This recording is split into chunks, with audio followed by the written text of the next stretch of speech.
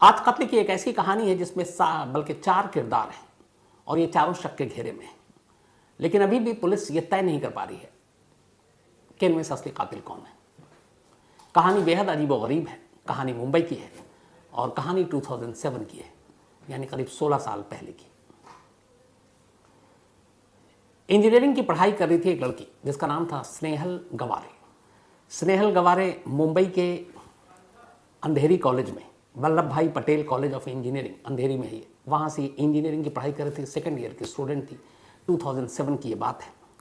और मुंबई के डोंबिवली इलाके के निनाद कोऑपरेटिव हाउसिंग सोसाइटी में स्नेहल रहा करती थी। स्नेहल के पिता, जिनका नाम हिंदूराव गवारे, ये कोऑपरेटिव बैंक में काम करते थे।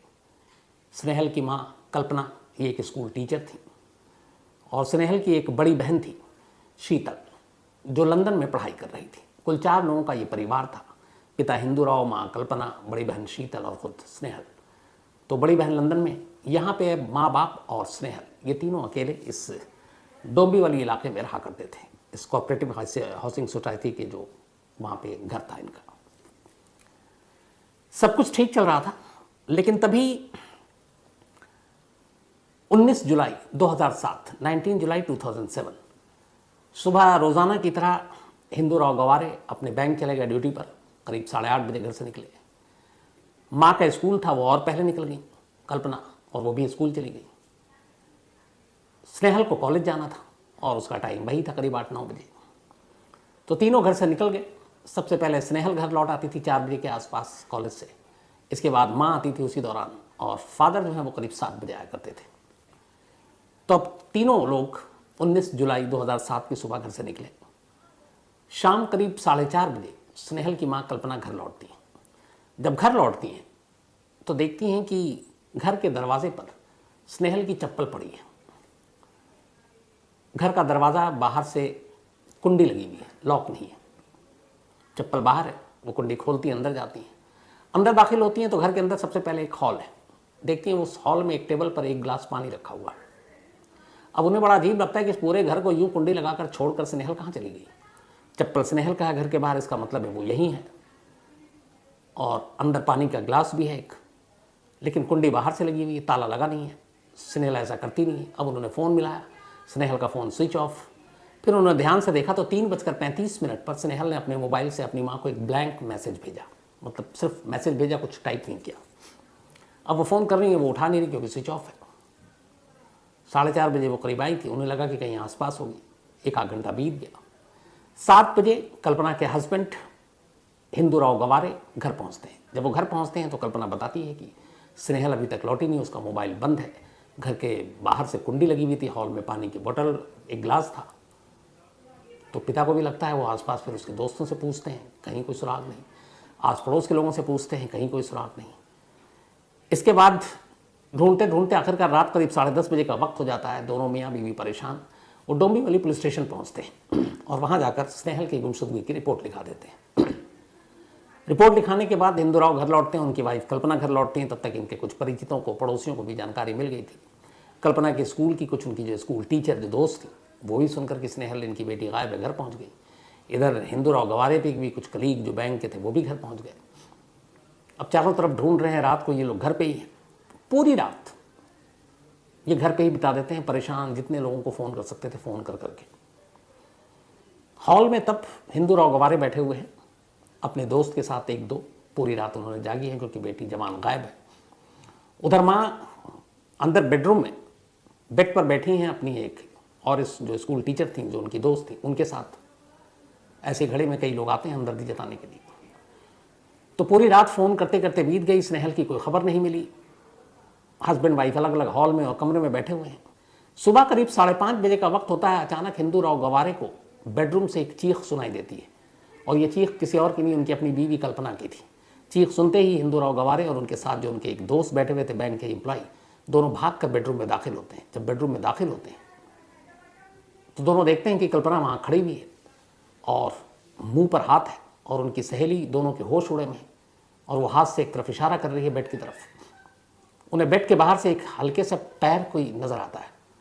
बदहवास हिंदू और गवारे उस बेड को हटाते हैं। गद्दा जब हटाते हैं तो देखते हैं कि बॉक्स के अंदर वो स्नेहल पड़ी हुई है, जिसे पिछले करीब करीब 12 घंटे से ये लोग इधर उधर ढूंढ रहे हैं। स्नेहल बेड के अंदर बॉक्स में थी। उसके मुंह पर सफ़ेद रंग का कपड़ा जो है मुंह में ठुसा हुआ था। दोनों हाथ पीछे की तरफ बंधे हुए थे। पहली नज़र में ही देखकर लग गया था कि वो अब जिंदा नहीं है, लेकिन बदहवास माँ बाप और उनके जो सहयोगी थे बॉडी को बाहर निकालते हैं और फ़ौरन नज़दीकी अस्पताल ले जाते हैं। अस्पताल में डॉक्टर बता देते हैं कि ये अब जिंदा नहीं है। पुलिस को खबर की जाती है। अब जिस पुलिस के पास रात 10:30 बजे स्नेहल की गुमशुदगी की रिपोर्ट लिखाई थी, अब वो रिपोर्ट चेंज हो जाती है। अब वो एक मर्डर में तब्दील हो जाती है। तो मिसिंग अब मर्डर केस बन चुका। लेकिन सवाल ये था कि स्नेहल, जिसे पूरे शहर में तमाम रिश्तेदारों दोस्तों के पास ढूंढा जा रहा था, वो अपने ही घर के अपने ही बेडरूम के बेड के अंदर बॉक्स में पड़ी हुई थी और दोनों हाथ पीछे से बंधे हुए थे। मुंह में कपड़ा ठुसा हुआ था। साफ था कि कत्ल का मामला है। अब पुलिस ने तफ्तीश शुरू की। पोस्टमार्टम रिपोर्ट तब तक आ गई। पोस्टमार्टम रिपोर्ट से पता चला कि दम घुटने की वजह से स्नेहल की मौत हुई है। लेकिन जो हुलिया था उससे साफ है कि ये एक्सीडेंटल डेथ नहीं था, क्योंकि हाथ पीछे से बंधे हुए, मुंह में कपड़ा ठुसा हुआ है, ऊपर से बॉक्स के अंदर उसे डाला गया, फिर बेड रख दिया गया, तो वो बॉक्स को खोल भी नहीं सकती, बाहर भी नहीं आ सकती, सांस भी नहीं ले सकती। तो सीधे सीधे ये केस कत्ल का एक मामला बन गया। अब पुलिस ने तफ्तीश शुरू की। घर वालों से पूछा कि कोई ऐसी दुश्मनी, कोई ऐसी दोस्ती, कोई प्यार मोहब्बत का चक्कर। तब घर वालों ने बताया कि हाँ, स्नेहल, बल्कि स्नेहल की माँ ने बताया, कल्पना ने। उन्होंने कहा कि स्नेहल का एक बॉयफ्रेंड है, उसका नाम है हिरेन राठौड़, और इन दोनों की दोस्ती है और स्नेहल अक्सर उससे बात करती है। अब जब पुलिस को पता चला कि हिरेन राठौड़ उसका बॉयफ्रेंड है, तो पुलिस ने फौरन हिरेन राठौड़ को कांटेक्ट किया। हिरेन राठौड़ जो था, उसने जो कहानी बताई, उसने कहा कि 2004 में जब वो कॉलेज में दोनों थे, तभी दोनों की मुलाकात हुई और फिर मुलाकात दोस्ती में बदली और दोस्ती फिर प्यार में बदल गया और दोनों एक दूसरे से प्यार करते थे। न सिर्फ प्यार करते थे, बल्कि वो अक्सर, हिरेन ने बताया कि वो स्नेहल के घर भी आता था और उनके इस रिश्ते के बारे में स्नेहल की माँ कल्पना को सारी जानकारी है। माँ ने भी पुलिस को बताया कि हाँ, वो आता था और मुझे जानकारी है। बाप को पता नहीं था, मतलब हिंदू राव गवारे को नहीं मालूम था। तो इसके बाद अब उसे पूछा गया कि क्या हुआ, ये कैसे हुआ। तो फिर हिरेन राठौड़ ने बताया कि लास्ट वीक, एक हफ्ते से उसका झगड़ा चल रहा था स्नेहल से, और झगड़े की वजह ये थी कि एक हफ्ता पहले हिरेन अपने कुछ दोस्तों के साथ एक पार्टी में गया था और इस पार्टी की जानकारी जब स्नेहल को पता चली तो वो गुस्सा हो गई। उसे पार्टी में जाना, जिन दोस्तों के साथ गया था उन दोस्तों के साथ जाना नागवार गुजरा, उसे पसंद नहीं था। तो इसलिए उसने बातचीत बंद कर दी। फिर उसने समझाया, मनाया, फिर उसने कहा कि वो मान गई और फिर यह तय हुआ कि अभी हम लोग बहुत बिजी हैं, तो एक हफ्ते तक थोड़ा हम लोग डिस्टेंस बना कर रखेंगे, कम बात करेंगे। और उसने कहा कि इस एक हफ्ते में हुआ ये कि मेरा मोबाइल भी ख़राब हो गया, बैटरी बहुत जल्दी जल्दी डाउन हो जाती थी, तो मेरा मोबाइल अक्सर स्विच ऑफ रहता। मैं तभी मोबाइल को ऑन करता जब मुझे कोई कॉल करना होता। तो क्या हुआ, खासतौर पर आखिरी 2 दिन में क्या हुआ, मुझे नहीं मालूम। अब हिरेन राठौड़ के इस बयान के बाद जो पुलिस ने उसे लिया, फिर उसके बाद उसका पता करना शुरू किया गया कि ये क्या करता और उस दिन कहाँ था। तो पता चला कि हिरेन ने मैनेजमेंट के कोर्स कर रखा था और ये मुंबई में ही एक वोल्टास कंपनी में मैनेजमेंट ट्रेनी के तौर पर 2007 जुलाई से ही 2008 तक इसने काम किया कुल। और जिस दिन 19 जुलाई 2007 की ये बात है, उस दिन उसने कहा कि मैं सुबह 9 बजे से लेकर शाम 5:30 बजे तक ऑफिस में था और इस ऑफिस में रहने के दौरान मेरे बहुत सारे जो कुलीग थे, बल्कि वहाँ पे कुछ ट्रेनी थे, मैं उनके साथ था। तो मेरी मौजूदगी इस घर पर नहीं थी जहाँ स्नेहल रहती थी, बल्कि उस कंपनी के दफ्तर में थी। अब एक वक्त में एक शख्स 2 जगह तो रह नहीं सकता। पुलिस ने कहा ठीक है। अब पुलिस ने उसके बयान के बाद उसके दफ्तर गई पहुंची, उस वोल्टास कंपनी के कुलीग से पूछताछ की। 3 कुलीग ने कहा कि हाँ, ये हमारे साथ था और ये सुबह आया था और शाम 5:30 तक तो हमने देखा है। लेकिन हैरत अंगेज तौर पर जब अटेंडेंस रजिस्टर को पुलिस ने अपने कब्जे में लेने के लिए मांगा, तो पता चला कि उसी दिन 19 जुलाई का अटेंडेंस रजिस्टर गायब है। और उस वक्त ये पता चला कि वहाँ जो भी एम्प्लॉय आता था वो साइन करता था और टाइम लिखता था। बहुत सारे दफ्तर में होता है, प्राइवेट जॉब में खासतौर पर स्ट्रिक्टली होता, आप कितने बजे इन कितने बजे आउट। तो खैर अलग अलग मशीनें आ गई हैं। तो वो जो अटेंडेंस रजिस्टर था उस कंपनी में, खासतौर पर उस दिन का, वो गायब। अब ये बड़ी अजीब बात थी। लेकिन 3 विटनेस ऐसे थे जो कह रहे थे कि हाँ हीरेन यहाँ आया था और हमारे साथ था और शाम तक था। अब पुलिस के हिसाब से जो कत्ल हुआ वो कत्ल करीब दोपहर से लेकर 4:30 से पहले हुआ है, क्योंकि 4:30 बजे कल्पना घर पहुंच चुकी थी, और 9 बजे के बाद हुआ है, क्योंकि 9 बजे से पहले स्नेहल उन लोगों के साथ थी जब माँ बाप अपने अपने काम पर निकले। अब यहाँ हीरेन का यह है राठौड़ का कि वो दफ्तर में 9:30 से लेकर 5:30 तक रहा, गवाह भी है, लेकिन गवाहों पे तो भरोसा करें, अटेंडेंस रजिस्टर जो गायब है वो शक पैदा कर रहा है। लेकिन अब पुलिस क्या करे, अपनी तरफ से तफ्तीश करती रही, कोई सुराग और सबूत नहीं मिला। इधर स्नेहल का मोबाइल गायब था, लेकिन करीब हफ्ता भर बाद स्नेहल का मोबाइल मिल जाता है, और ये मोबाइल मिलता है, पुलिस ने चूंकि उसको सर्विलांस पे लगा रखा था, तो एक शॉप थी जो जिस शॉप के अंदर ग्रॉसरी शॉप थी, तो पता चला कि इसका लोकेशन वहाँ है। पुलिस वहाँ पहुंची तो उस दुकानदार से पूछा कि ये मोबाइल तुम्हारे पास कहाँ से आया, तो उसने कहा कि एक शख्स आया था, उसने कहा ये मोबाइल रास्ते में कहीं पड़ा हुआ था, तो मेरे पास बेचने आया, मैंने 3,500 रुपये में उस मोबाइल को खरीद लिया। तो उसने कहा वो जो बेचने के लिए आया था उसका हुलिया बताओ। अब पुलिस ने उसके हुलिये के आधार पर एक स्केच तैयार किया। अब उस स्केच को स्नेहल के घर वालों को दिखाया गया, लेकिन किसी ने उसको पहचाना नहीं। तब मोबाइल मिला, लेकिन सुराग नहीं कि ये मोबाइल किसने बेचा, उसका इस कत्ल से क्या लेना देना। पुलिस के हाथ खाली और मामला हाई प्रोफाइल। अब टोमी वाली पुलिस सोच रही क्या करूं। इसी दौरान पुलिस ने कहा कि अब थोड़ा सा फैमिली बैकग्राउंड को टटोलते हैं, हीरेन को तो टटोल लिया, अब जरा फैमिली को भी टटोलते हैं। अब पुलिस, अच्छा इधर उसकी जो सिस्टर थी शीतल, उसको लंदन में खबर दी गई, सिस्टर भी आ गई अपनी बहन की मौत की खबर सुनकर। अब पुलिस ने फैमिली बैकग्राउंड को जब टटोलना शुरू किया तो कई चीज़ें सामने आई। एक पहली चीज़ ये पता चली कि जो हिंदू राव गवारे हैं, इनके खिलाफ इनकी बड़ी बेटी शीतल ने पुलिस में कंप्लेंट लिखा रखी पहले मारपीट की। दूसरी पता चली कि हिंदू राव गवारे और उनकी पत्नी कल्पना में बहुत झगड़ा होता है, और इस झगड़े की वजह यह है कि हिंदू राव के एक रिलेटिव हैं, एक रिश्तेदार हैं जिनका नाम है अनिल जवालेकर। तो हिंदू राव को शक था कि उनकी वाइफ यानी कल्पना का अनिल जवालेकर के साथ संबंध है, दोनों के बीच अफेयर है। तो इस बात को लेकर घर में अक्सर झगड़ा होता है, लेकिन इस झगड़े में हमेशा शीतल और स्नेहल अपनी मां का साथ देती। तो अब ये नया खुलासा हुआ कि मां का अफेयर है एक अनिल जवालेकर के साथ। फिर दूसरा, खुद हीरेन ने बताया था कि वो और स्नेहल एक दूसरे को प्यार करते हैं और वो अक्सर घर आया करता था स्नेहल के, और इस पूरी जानकारी मां को है। लेकिन हिंदू राव गवारे को जानकारी नहीं थी कि हीरेन कोई ऐसा है जो उनकी बेटी स्नेहल की ज़िंदगी में है, और वो घर भी आता है। मां ने ये बात छुपाई। तो अब सवाल ये था कि मां और दोनों बेटी एक तरफ, बाप एक तरफ, बाप के खिलाफ पुलिस कंप्लेंट भी, और इसमें चौथा किरदार अनिल, जिसके बारे में एक ही कल्पना के साथ अफेयर है। अब पुलिस की नज़र में यहां पर बेटियां, एक तो स्नेहल मर गई, शीतल लंदन में थी उस वक्त, तो अब शक के घेरे में घर के अंदर से 3 लोग आते हैं। पहला हिंदू राव गवारे यानी स्नेहल का बाप, दूसरा कल्पना स्नेहल की मां, और तीसरा अनिल जो कल्पना के जिसके साथ अफेयर की बात थी। अब पुलिस की कहानी ये थी, थ्योरी, ये 3 क्यों हो सकते हैं, और चौथा तो बॉयफ्रेंड जो है हीरेन राठौर, वो तो था ही था। तो अब स्नेहल के कत्ल की पूरी तफ्तीश के बाद ये 4 कैरेक्टर शक के घेरे में आते हैं, और इन घेरे में आने की वजह, जो पहले 3 की बात करता हूं, भी बॉयफ्रेंड को साथ में रखता हूं अलग। स्नेहल का कत्ल घर में हुआ, लाश बेड के अंदर से मिली, इसका मतलब है कि कातिल कोई जानकार था जो घर तक पहुंचा। अनजान आदमी आकर ऐसा करने की हिम्मत नहीं करता जल्दी। तो अब कैसे हो सकता है और क्या मोटिव हो सकती है? तो पहला मोटिव पुलिस ने अपने खुद ही सोचा, हिंदू राव गवारे, स्नेहल के पिता। उनका मोटिव यह कि कल्पना और अनिल के बारे में, रिलेशन के बारे में उसको पता था, और फिर उसका और हीरेन राठौर की कुछ जानकारी उसको मिली, और फिर गुस्से में उसने अपनी बेटी को मार डाला। एक थ्योरी है। दूसरी थ्योरी ये कि कल्पना ने स्नेहल को मार दिया, यानी अपनी ही बेटी को। वजह ये कि कल्पना और जो अनिल जवालेकर, उनके रिश्तों को स्नेहल ने जान लिया, सच्चाई पता चल चुकी, और उसने शायद कहा होगा मैं अपने बाप को बता दूंगी, और इसलिए खुद मां ने अपनी बेटी का कत्ल कर दिया, और इस कत्ल में अनिल ने कल्पना का साथ दिया। तो ये 3 हो गए। अब चौथा हीरेन, कि आपस में झगड़ा हुआ, कुछ और बात है, रिलेशनशिप तोड़ने की बात हो, तो हीरेन ने ये कत्ल किया हो, और उसके बारे में शक। एक कि उसी दिन का अटेंडेंस रजिस्टर जो है वो गायब क्यों है। तो अब 4 किरदार हैं पुलिस के सामने, लेकिन सबूत कोई नहीं है, कहानियां तमाम हैं।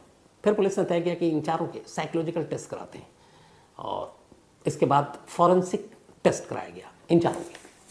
पॉलीग्राफ टेस्ट हुआ, झूठ पकड़ने की मशीन जो होती है वो सारी। इसके अलावा साइकोलॉजिकल प्रोफाइलिंग हुई इन सब की और पॉलीग्राफ टेस्ट हुआ ही। तो ये भी सारे टेस्ट हुए। उसके बाद फॉरेंसिक टीम ने अपनी जो रिपोर्ट दी, उस रिपोर्ट में जो अनिल है उसको क्लीन चिट दी कि इसकी पूरे इससे लगा कि ये सच बोल रहा है। जो कल्पना है उसको भी ये कहा गया, जो मां है स्नेहल की, कि ये जो भी है वो सच कह रही है। जो बॉयफ्रेंड हिरेन राठौर है उसके बारे में जो फॉरेंसिक टीम की रिपोर्ट आई वो ये थी कि ये लगभग सच बोल रहा था, लेकिन जब उससे 2 बार ये पूछा गया कि क्या स्नेहल के कत्ल में तुम्हारा हाथ है, तो उसने इस दोनों बार नो बोला। लेकिन जो वो नो बोला, उस नो में बहुत सारी चीज़ें ऐसी थी जो हार्ट बीट और बाकी चीज़ें, उसका ऐसा लग रहा था कि ज़ुबान साथ नहीं दे रही है। तो ये साइंटिफिक जो टेस्ट इस तरीके की होती है, उसमें यह है कि ज़ुबान, दिल की धड़कन और आपका ब्लड सर्कुलेशन, ब्लड प्रेशर, ये सारी चीज़ों को नापा और मापा जाता है और इसी हिसाब से पता चलता है सामने वाला सच बोल रहा है, झूठ बोल रहा है। तो उसमें यह था कि जिसने जो 2 बार नो बोला, उस नो में थोड़ा सा डाउट है कि उस नो में वो थोड़ा सा घबरा है, तो इसलिए डाउट है कि ये शायद झूठ बोल रहा है। लेकिन बाकी जगह पे उसको क्लीन चिट है, सिर्फ 2 जगह पे नो, कुछ सेकंड का मामला है। इसके अलावा फॉरेंसिक रिपोर्ट में यह कहा गया कि जो हिंदू राव गवारे, उसकी जो पूरी साइंटिफिक और ये साइकोलॉजिकल प्रोफाइलिंग और पॉलीग्राफ टेस्ट हुआ, उसमें उसकी जो पूरी बातचीत है, उसने जो पूरा उसने बोला है, तो उसको पूरी तरह से सच भी नहीं मान सकते, पूरी तरह से झूठ भी नहीं बोल सकते। यानी वो भी शक के घेरे में है कि कुछ उसने भी छुपाया या सच नहीं बोल रहा, लेकिन पुख्ता तौर पर नहीं है इस। और दूसरा, ये सब चीज़ें तो कोर्ट में मान्य है नहीं। तो रिपोर्ट दोनों जगह, ये रिपोर्ट भी कंफ्यूजन पैदा कर गई। एक ये कि हिरेन राठौर ने कहा, लेकिन 2 जगह पर नो में हमें डाउट है कि शायद वो झूठ बोल रहा है, और बाप के बारे में कि ये पुख्ता नहीं कह सकते, हो सकता है सच भी हो, लेकिन कई जगह पे डाउट भी है। तो ये रिपोर्ट भी एक तरह से पुलिस के किसी काम नहीं आ रही है। अब धीरे धीरे मामला, टाइम बढ़ता जा रहा है। आखिरकार ये फिर डोंबिवली इलाके के पुलिस स्टेशन से ये केस लेकर वहाँ की क्राइम ब्रांच को सौंप दिया गया कि आप इस केस की जांच कीजिए। अच्छा, इधर इन सारी चीज़ों के बीच में उसी 2007 में जो हिरेन राठौर है, ये हायर स्टडी के लिए मुंबई से यूएस चला गया, और उसने मुंबई, वहाँ पे यूएस में उसने जाकर उसको मैनेजमेंट की पढ़ाई करनी थी। तो ये यूएस गया और वहीं अपनी पढ़ाई करने लगा। यहाँ चूँकि उसको पुलिस से सारी पूछताछ हो गई, उसके सारे टेस्ट हो गए, और अभी तक पुलिस ने उसको अरेस्ट नहीं किया था, क्योंकि ग्राउंड नहीं था, कोई प्रूफ नहीं था, सिर्फ कहानियाँ थी। तो उसको कोई रोक टोक था नहीं, और वो भी भागा नहीं, बाकायदा उसका पहले से ये सब कुछ था, क्योंकि उसी जुलाई में इंसिडेंट हुआ और उसके एंड तक इसको जाना था। एडमिशन के सारे फीस, पैसे उसने सब डाल रखे थे, भर रखे थे। तो ये यूएस चला गया था 2007 में। अब इधर पुलिस की जांच चल रही है, पुलिस की जांच जारी है, कोई सबूत नहीं मिल रहा है। पुलिस ने इस दौरान फिर एक रिपोर्ट तैयार की और अदालत में जाकर कल्याण के कोर्ट में कहा कि इसमें हमें कोई प्रूफ नहीं मिल रहा है, इसलिए इस केस को क्लोज कर देते हैं। लेकिन कोर्ट ने मना कर दिया। उसने कहा नहीं, आप क्लोज मत कीजिए, आप इसको पूरी तरह से इन्वेस्टिगेशन चालू रखिए, देखिए कुछ नए सबूत, नए गवाह मिलते हैं। अब ये सारी चीज़ें चलती रही। इसी दौरान में 2010 में होता ही है कि हिरेन राठौर के फादर की डेथ हो जाती है मुंबई में। अब फादर की डेथ होने के बाद हिरेन राठौर को वापस इंडिया आना पड़ता है। वो इंडिया आता है, और इंडिया आने के बाद बाकायदा वो खुद ही जो कल्याण कोर्ट है वहाँ जाता है और ख़ुद को कहता है कि अगर इस केस में आपको सच्चाई जानने के लिए मेरी ज़रूरत है तो मैं अपना नार्को टेस्ट कराने को तैयार हूँ अपनी तरफ से। ये कोर्ट में एक अर्जी दे देता है। अब कोर्ट में जब ये अर्जी दिया गया तो फिर कोर्ट ने कहा ठीक है, कोर्ट ने पुलिस को इन्फॉर्म किया। अब एक जो अक्यूज जिसको पुलिस शक के घेरे में लेकर चल रही है वही आता है और वही कहता है कि आप चाहे तो मेरा नार्को टेस्ट करा दीजिए। तो अप्रैल 2010 की बात है, ये शुरुआत की 7 अप्रैल को जब वो भारत आया था हिरेन राठौर, और आने के बाद इसने 9 अप्रैल को कोर्ट में ये कहा था कि मैं नार्को टेस्ट कराने को तैयार हूं।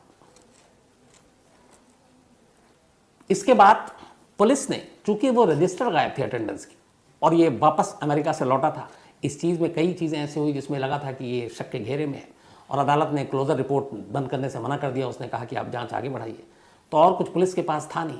पुलिस ने क्या किया कि हिरेन राठौर के लौटते ही 20 अप्रैल 2010 को उसको गिरफ्तार कर लिया और कहा कि हम आपको स्नेहल के मर्डर केस में अरेस्ट करते हैं। अब उसको गिरफ्तार करने के बाद कोर्ट में पेश किया गया। अब जब कोर्ट में पेश किया गया तो फिर उसको 7 दिन की पुलिस कस्टडी मिली, 27 अप्रैल तक वो पुलिस कस्टडी में रहा। इसके बाद फिर 7 दिन के बाद उसको जुडिशियल कस्टडी में जेल भेज दिया गया। लेकिन इस दौरान में भी सिर्फ ये कि एक अटेंडेंस रजिस्टर गायब है, उसका मौका वारदात पर मौजूदगी, उसके मोबाइल की डिटेल, ऐसी कोई भी चीज़, एक एविडेंस नहीं मिल रहा है जिससे ये साबित हो सके कि हिरेन राठौड़ ने ही कत्ल किया है। हालांकि दूसरी तरफ शक सबसे ज़्यादा उसके ऊपर ही है कि आखिर उसी 19 जुलाई 2007 का ही रजिस्टर अटेंडेंस जो है वो गायब क्यों है, क्यों उसका 2 दिन तक ही मोबाइल बंद था, स्विच ऑफ था, क्या वो लोकेशन छुपाने के लिए उसने ऐसा किया था? तो ये सारी यही ग्राउंड थी जिसके ऊपर अरेस्ट किया था। तो फिर 20 अप्रैल को इसको अरेस्ट किया, 27 अप्रैल को ये जेल चला गया, लेकिन कोई प्रूफ था नहीं। तो लगभग महीने भर जेल में रहा। उसके बाद 26 मई 2010, 26 मई 2010 को पुलिस ने भी कहा कि हमारे पास कोई पुख्ता सबूत नहीं है। कोर्ट ने बेल दे दिया हिरेन राठौर को, और हिरेन राठौर जमानत पर बाहर आ गया 2010 26 मई। बाहर आने के बाद अब हिरेन राठौर ने एक काम और किया। जब वो यहाँ आया अप्रैल में इंडिया अपने फादर की डेथ के बाद, तब उसने कहा था कि मैं वॉलंटरी खुद से ही अपनी नार्को टेस्ट कराने को तैयार हूँ। अच्छा, आपने कानून है कि नार्को टेस्ट कराने के लिए सामने वाले की इजाज़त या मंजूरी ज़रूरी होती है। तो जब इसको गिरफ्तार किया गया उसके बाद ये फिर बेल मिल गया। तो बेल मिलने के बाद अब पुलिस ने कहा कि जी आपका नार्को टेस्ट कराते हैं। इसने वो एप्लीकेशन वापस ले लिया जो कोर्ट में कहा था कि मैं नार्को कराने के लिए अपनी मर्जी से तैयार हूँ। इसने एक दूसरा एप्लीकेशन दिया, उसने कहा कि मुझे नार्को नहीं कराना और मैं इस टेस्ट से पीछे हटता हूँ, और इसमें कानून कहीं नहीं आता कि आपसे ज़बरदस्ती कराए। तो अब अचानक जमानत के बाद उसने नार्को टेस्ट से डिनाई कर दिया, मना कर दिया, और पुलिस कुछ नहीं कर पाई। अब उसके बाद वो बाहर, पुलिस जांच करती रही। आज 16 साल हो गए, 2007 19 जुलाई का ये केस है। अब भी पुलिस के रडार पर 4 नाम है, और वही चारों नाम जो पहले दिन से: स्नेहल के फादर हिंदूराव गवारे, मदर कल्पना, मदर का जिनके साथ अफेयर बताया गया अनिल जवालेकर, और चौथा स्नेहल का बॉयफ्रेंड हिरेन राठौड़। और इनमें सबसे ज़्यादा जो लोकल पुलिस से और बाकी लोगों से आप बात कीजिए तो उनका कहना है कि अगर सस्पेक्ट की लिस्ट में सबसे ज़्यादा किसी के खिलाफ पुख्ता लगता है कि कातिल हो सकता है, तो उनकी नज़र में वो है बॉयफ्रेंड हिरेन राठौड़। लेकिन उसके पीछे भी वजह सिर्फ एक है, और वो है कि सेम उसी दिन का उस अटेंडेंस रजिस्टर का वो पन्ना गायब होना, बाकी दिन का मौजूद होना। लेकिन एक रजिस्टर गायब होने से सिर्फ किसी को कातिल नहीं ठहराया जा सकता। मोटिव पुलिस कभी तलाश नहीं कर पाई कि स्नेहल और राठौर, इन दोनों में झगड़ा, और झगड़े के बाद स्नेहल को उसको छोड़ भी देता तो कुछ नहीं होता, क्योंकि इस रिश्ते के बारे में सबको तो पता था नहीं। तो वो उसे क्यों मारेगा? मोटिव क्या हो सकता है? और अगर मोटिव की बात है तो फिर मोटिव इधर भी बहुत सारी है। पुलिस की थ्योरी थी कि खुद स्नेहल की माँ और उसके एक रिश्तेदार के साथ, अनिल के साथ उनका अफेयर, और दोनों ने देख लिया किसी ऐसी हालत में, और उसके बाद उन्होंने मार डाला अपनी बेटी को। या पिता, जिसे लगता था कि वो अपनी माँ का सपोर्ट करती है और कुछ ऐसी चीज़ हो गई तो पिता ने मार डाला। तो 3 तो घर में ही हैं, शक के घेरे में कातिल, चौथा बाहर है बॉयफ्रेंड। लेकिन अभी भी ना ये केस क्लोज हुआ है ना ख़त्म हुआ है। कोर्ट में जब भी क्लोजर रिपोर्ट दाखिल की गई, कोर्ट ने यही कहा कि आप इसकी जांच कीजिए, इसका केस पे नज़र रखिए, हमेशा आंखें खुली रखिए, कभी भी कुछ भी इसमें नया आता है तो आप बताइए। हिरेन अपनी पढ़ाई पूरी कर चुका है, वो नौकरी कर रहा है, लेकिन उसका ये भी है कि इसने कभी भी वो भागा नहीं। जब जब उसे बुलाया गया, जब जब ज़रूरत पड़ी वो आता है। और वो खुद ही आया था जब पहली बार यूएस से, तो खुद ही कोर्ट के सामने गया था और कहता था, उसने कहा था आप मेरी जांच कीजिए, मेरा नार्को कीजिए। लेकिन फिर शक पैदा होता है कि जब तुमको गिरफ्तार कर लिया गया और बेल आउट हुए, उसके बाद तुमने फिर नार्को करवाने से मना क्यों कर दिया? और उससे पहले जो पॉलीग्राफ टेस्ट और साइंटिफिक टेस्ट हुआ था, उसमें वो जो 2 बार नो के क्या तुमने कत्ल किया, उस नो में जो ज़रा सी लड़खड़ाहट और दिल और ज़ुबान और धड़कन और खून का साथ न देना, वो भी डाउट क्रिएट कर रहा था। लेकिन वो डाउट बाप पर भी था कि वो सच कह रहा है या झूठ कह रहा है, पुख्ता नहीं कह सकते। तो कुल मिलाकर 4 कैरेक्टर, 4 शक के घेरे में, और एक सेकेंड ईयर इंजीनियरिंग की स्टूडेंट स्नेहल गवारे, उसकी मौत। आज भी ये अनसॉल्व केस मुंबई की उस पुलिस स्टेशन की डायरी में दर्ज है, और आज भी किसी नए सबूत, सुराग, गवाह, पुलिस उसका इंतजार कर रही है ताकि इस केस को सुलझाए। हाल कहानी में जितना ही, अब आपसे मुलाकात होगी कल रात 9 बजे किसी नई कहानी के साथ। तब तक अपना ख्याल रखिएगा। Thank you very much.